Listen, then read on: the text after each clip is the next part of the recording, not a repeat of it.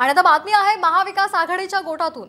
महाविकास आघाडीचे जागा वाटप गणेशोत्सवानंतर होणार आहे अशी माहिती साम टीव्हीला सूत्रांनी दिली आहे। गणेशोत्सव झाल्यानंतर आधी मुंबईतील जागा वाटपासंदर्भात निर्णय घेतला जाईल आणि त्यानंतर कोकण आणि उर्वरित महाराष्ट्रातील जागा वाटपासंदर्भात निर्णय घेतला जाईल अशी माहिती साम टीव्हीला सूत्रांनी दिली आहे।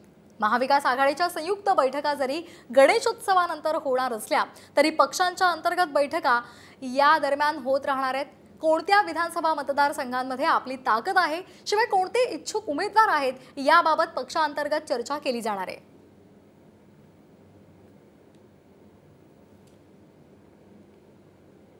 आणि आता बातमी आहे महाविकास आघाडीच्या गोटातून। महाविकास आघाडीचे जागा वाटप गणेशोत्सवानंतर होणार आहे अशी माहिती साम टीव्हीला सूत्रांनी दिली आहे। गणेशोत्सव झाल्यानंतर आधी मुंबईतील जागा वाटपासंदर्भात निर्णय घेतला जाईल आणि त्यानंतर कोकण आणि उर्वरित महाराष्ट्रातील जागा वाटपासंदर्भात निर्णय घेतला जाईल अशी माहिती साम टीव्हीला सूत्रांनी दिली आहे।